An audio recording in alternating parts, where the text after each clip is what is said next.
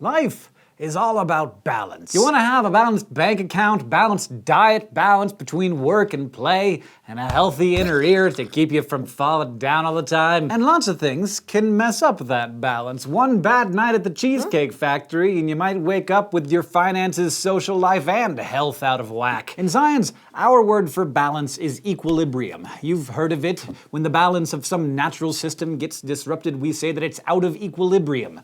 But that's not always a bad thing, because nature usually finds a way to restore the balance. Like if a population of deer in a forest suddenly goes nuts and there's too many of them, they'll run out of food and space and predators will move in and the population will usually fall back to where the habitat can sustain it. Likewise, there's no reason that I can't enjoy the occasional Hot Pocket without destroying my so-called balanced diet. I just have to be sure to eat something that wasn't prepared in a salty lard factory to balance it out. We tend to think of chemical reactions as having a beginning and an end. You start with some reactant, some chemistry happens, and you end up with the products, and that's that. But that's not that, because you don't usually end up with pure products. Many chemical reactions seek balance too, and just like us, they have to work through the stress in order to find it.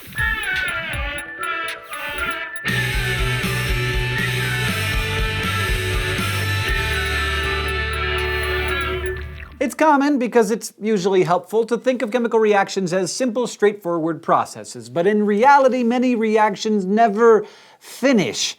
Ever. When reactants react to form products, what we usually mean when we talk about chemical reactions, it's technically called the forward reaction. But sometimes there's an opposite reaction that occurs, with the products changing back into the reactants. We call this a reverse reaction. Now, exactly what kind of reactions do this and why is hard to describe without busting out some 200-level chemistry kung fu, but it all goes back to our lesson about Gibbs free energy and reactions that occur spontaneously. Reactions are reversible when they can go forward or backward without any extra energy being used. Remember, this isn't just one reaction happening once, it's billions and trillions of reactions, and some of them might be going one way while others are going another way. And when the forward and reverse reactions occur at the same rate, that's called chemical equilibrium. And even though we all like the idea of balance in our lives, in this case it's not always a desirable thing. In fact, most chemists make their living using tricks to prevent chemical equilibrium, to knock it out of whack, maximizing the concentrations of the chemicals they want to produce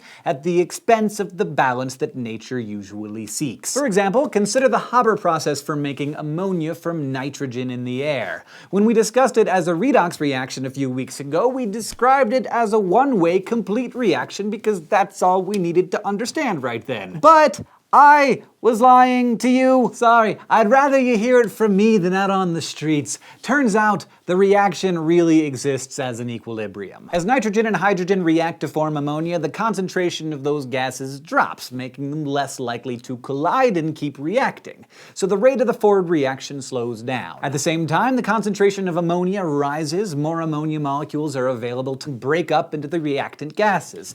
And surprise, the rate of the reverse reaction speeds up. Eventually, those two processes reach a point where they happen at the same rate. At that point, there's no discernible change in the concentration of any gas. Nitrogen and hydrogen keep combining to form ammonia, while ammonia keeps breaking down into nitrogen and hydrogen at the same time. Notice that I did not say that the reaction stops. The reaction basically never stops. It's just that we don't notice any changes at that point, because everything that happens in one direction is perfectly balanced out by what happens in the other direction. That's why reactants like this are written with a double arrow, indicating that the process runs both directions. Like if I stand on a balance board, I never stop moving. I just shift my body back and forth to compensate for the motion of the board. When it moves left, I move right, and vice versa. And by doing that, I'm able to stay upright.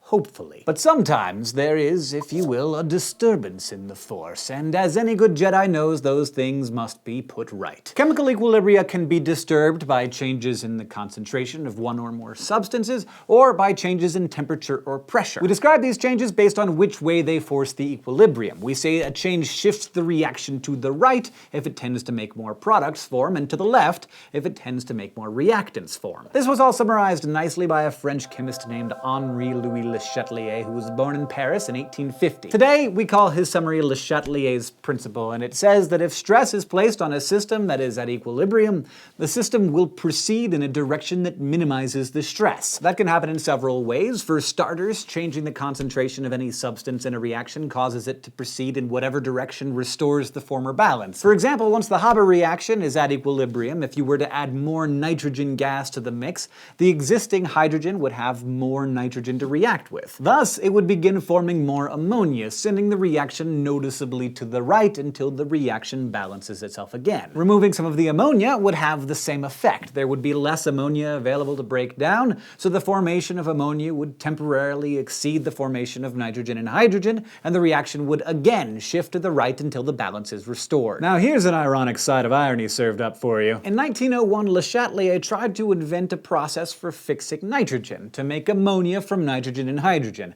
But he gave up the effort after the experiment caused a huge explosion that killed one of his lab assistants. 8 years later, the German chemist Fritz Haber, probably the closest the world ever got to a literal evil genius, did just what Le Chatelier was trying to do. And in contrast to Le Chatelier's despair at the death of his assistant, Haber had no problem at all with the fact that his procedure, now known as the Haber process, was used to make chemical explosives which killed hundreds of thousands of people in World Wars I and II. But just to prove that there aren't clear winners and losers in science, the Haber process also saved uncounted millions of lives because the ability to fix nitrogen has made chemical fertilizers possible and basically revolutionized modern agriculture. Haber was awarded the 1918 Nobel Prize for his discovery, but 30 years later he was considered by many to be a war criminal and spent his last years as an object of shame to his family and hatred for many others. Le Chatelier, meanwhile, despite his great contributions to our understanding of equilibrium, considered his failure to find an efficient method for making ammonia to be the greatest blunder of his scientific career. One of the key achievements that Haber made was figuring out a way to continuously remove ammonia as it was being produced. This allowed the forward reaction to keep going faster than the reverse reaction, basically preventing the process from reaching a state of equilibrium. But changing concentrations is only one part, or actually only 1/3 of the story.